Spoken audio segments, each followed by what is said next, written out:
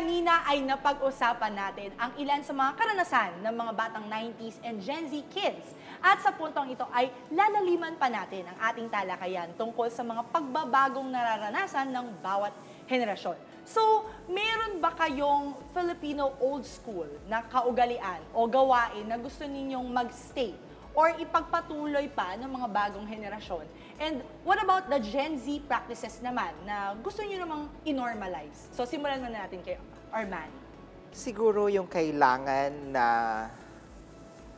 panatilihin ng new generation ngayon, siguro, ano nga ba ang kailangan? Yung pagiging malakas when it comes to facing yung kanilang mga... Adversities, mga ganun. Oo. Adversity quotient ba yan? Kasi minsan yung generation natin ngayon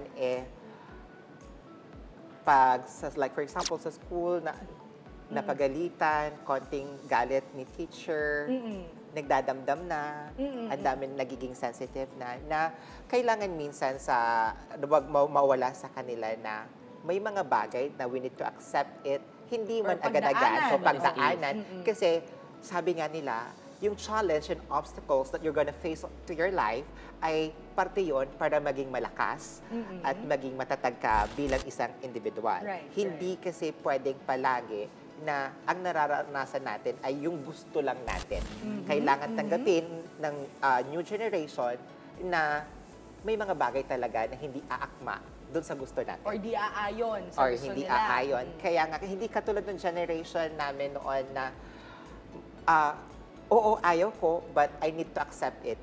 Kasi may mga bagay na kailangan mong tanggapin. Then later on, when you grow up, kaya pala ginawa ito kasi it helps me a lot para maging ako to. To be a human being, to build you as one. Parang ganun. Yun sana ang huwag mawala sa generation natin, yung pagiging broad when it comes to adversities and challenges. Exactly. No? Na parang siguro mas magkaka-power ka to change it pag napagdaanan mo or nalaman mo yung sistema. Tama. No? Diba? So, siguro Adam, ikaw, ano naman sa tingin mo yung Gen Z na kinaugalian or parang mga bagong culture na subcultures, I would say, na nangyayari ngayon na gusto niyo namang i-normalize even across different generations? Siguro, gusto kong ipa-normalize is yung proper netiquette. Kasi katulad na nabanggit ko... Netiquette, meaning like how people converse on social media. On internet. Parang, ang bilis ng information ngayon as well as false information. Right. So parang yung proper netiquette kasi doon natin makakontrol yung fake news, although sinasabi sa amin walang fake news. Parang kasi, yes. Pero kasi parang ang bilis kasi din noon, nakikisabay sila. So kung alam natin kung paano i-control, i-filter out yung tama at mali, kung ano yung dapat gawin kapag nakakita ng misinformation, ano yung dapat gawin, dapat i-debunk. Yun, may mga ganung bagay. Siguro kapag natutunan siya ng everyone, I think doon magkakaroon ng proper spreading of right information. Right. Sige, siguro with both what you just said, no, those are two very different lenses with how people think or perceive the generations now, no? And I talk about para having the power to change things, which is, I'm sure, was already present across your different generations. Kasi magkakaiba yung strength ng business na napagdaanan nyo ngayon, noon, and then ano naman yung napagdaanan nyo ngayon habang nakikisabay ang mga nakaranas noon, di ba? So, what do you say about change naman, per se, or in general? Parang, is it something that we should accept, we should adapt to, or parang is it something that we should resist? Kasi, old ways are good naman, so why change it, di ba? Or ano sa palagay nyo naman ang mga nag-uudyok din sa mga kabataan or the young people, or the younger generations na, mga Alpha Gen siguro, no, to make a change with regards to what they're experiencing now. So, Armani, simulan ko muna sa'yo. Yung changes, for me, hindi siya changes, no? But it's more on understanding of that thing itself. Actually. No? Ganon. Kasi, bakit kaya kami pinapagalitan ng nanay ko? Bakit ako pinapalo? If the new generation will understand the reason behind it, for sure, you don't need to change it. Ang kailangan lang gawin talaga ay lawakan ang isipan ng not only the millennials, the Gen Z itself, no, but siguro tamang informasyon, tamang understanding, and yung acceptance. Kasi yung acceptance, once you accept one thing, you don't need to change it. Just himay-himayin mo kung bakit. Kung kaya ngang sagutin ng WH question yan, at doon mo makukuha yung sagot, much better. Kasi ang changes, nandyan naman daw yan, pero kung yung ang sinasabi nating changes ay yung mga bagay na nakita naman ng generation namin na maganda, bakit papalitan ng Gen Z or tatanggalin ng Gen Z? Bakit kaya ang Gen Z ay alamin kung bakit at intindihin? Dahil tulad nga ng sabi ni Adam, available na sa internet, lahat ng informations, they can easily access internet. Why don't they try to check it, know the answer, why the reason behind it? Then after that, all you need to do as individual is to understand it. Understand and siguro accept. Then Accept siguro it. adapt with the Yes. changing times, or siguro a difference in the way of perspective. Yes, no? So, exactly. Adam, ikaw, ano sa tingin mo naman yung reason? Bakit ba nagpo-push yung mga kabataan na yun? Hindi ba gawin natin yan? Dapat bago na yung way of thinking natin or way of doing things. Bakit? Siguro agree po ako sa term na understand. To understand deeply, siguro dun sa mga issues before, tapos ngayon parang mas specify yung mga bagay-bagay. Katulad ng sa SOGI, di ba before it's just LGBTQ, pero ngayon may SOGI na may mga underlying umbrella pa. So with that na understanding ng expression and sexuality, di ba parang mas na alam natin kung kung paano intindihin yung mga members of the community. Right, Di ba right. may mga ganung bagay, parang ngayon mas na-understand na ng Gen Z. I mean, kasi with the access of internet, of course, mas naiintindihan natin, may mga ganito pala. Or And- mga stories behind yes. people who I mean, might have hindi experienced naman- Apo. a different thing. Parang hindi naman siya talaga nagbago. It's there before pa. Ngayon, Pero mas na-specify mo yes, lang. ina-understand na po natin siya ngayon. At parang mas ina-aware natin na lahat na may ganito. Hindi siya nagbago. It's just that ina-understand and katulad po sinabi, ina-accept po natin and we should adapt to it. I get it. So parang in terms of the different generations, may mga bagay din kasi kayo na in your eyes, hindi naman na kailangan baguhin pa. Yeah. Because it has already worked before, but we just needed to understand bakit siya ginagawa Yes. noon or bakit siya ginagawa as such. Then kayo naman, it's more of, we want to change it because we found that something is wrong. Or hindi Yes. natin masyadong nabigyan ng kalinawan Yes, ito before. from the previous generation. So bakit nga ba? So it's really just a similar way of communicating and understanding, but just a different language Yes. of doing it. Kasi magkakaiba yung pagkakaintindi ng older generations naman. Older generation, parang hindi ako part ng older generation. At saka, yun yung mahirap pag you're smack right in the between. Nasa thin line lang po. Thin line ka. Medyo, sino ba talaga yung tama, di ba? Yes. So that's what we're trying to find out in this episode. So ngayon naman, how should we adjust to the changes, especially those initiated by younger people? Armani, nabanggit ni Adam kanina na it's for them to understand. And ngayon, kung kunwari meron nga daw na silang nalaman na may something wrong with what was being done before, which in your eyes is, it worked eh. Why change it? How should you perceive or how should the older generations perceive it? Siguro, yung mga bagay na yun kasi ay effective naman sa amin and sa kanila there's something wrong with it. Siguro, meron nga talaga na nakita nila na possible. For me, kung ako yung tatanungin, on my own opinion, no, sa akin, okay lang ako doon. Kasi kung yun naman ay nakikita ng generation na ito na it will help them to improve as a human being. Ang sa amin lang, they need to be cautious also. Baka yung gagawin nilang changes o pagbabago ay yun naman ang ikalugmok ng generation. If we're going to notice, maraming mga situations ng generation na yun, like what I said a while ago, na they're very sensitive.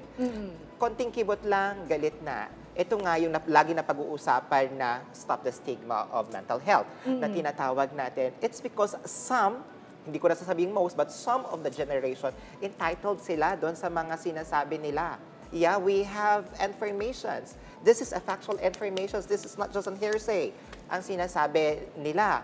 But this one, ito naman yung sinasabi. Minsan kasi, dahil doon sa nakikita nila at nababasa nila, na kasi minsan napapanood nila na if you feel this one, you're Parang self-diagnose Oo. or May anxiety na ako, may depression na ako. Magkaiba naman ng anxiety, ang depression. May mga different definition of both things. Minsan kasi, you can easy, sabi nga nila, it's easy to click sa internet. You will see the information. But not all informations that you can find in the internet are all factual informations. That's why ako nung nag-aaral ako, I need to know the author.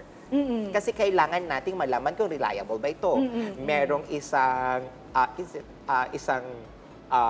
sa internet na for me hindi siya applicable na gamitin ng mga estudyante. Right. Hindi ko kasi pwedeng sabihin dito dahil malaking malaking issue yun. malaking issue yun. But me personally, habang binabasa ko yun, dahil ako ay may alam sa bagay na ito, there are informations na hindi tama. Right, Kaya nga dapat tamang pananaliksik at tamang pag-intindi sa mga bagay-bagay. Right. Siguro, if I may stop you there, no, parang the way we see things or how different generations look at information and opinion is kind of mixed together. Yes. Kasi parang with all the access to the information, we don't know what to do with the information. Yes. And somehow, the guidance is not readily there because, let's face it, even the previous generations don't know what to do with the information because it was something na was common to them. Meaning, it was a common sense. Ay, ito naman talaga yung ginagawa natin before eh. Bakit naman natin kailangan pang halughugin or mas palalimin? Ito na yun. Let's take it at face value. So, there may be differences on how we approach things.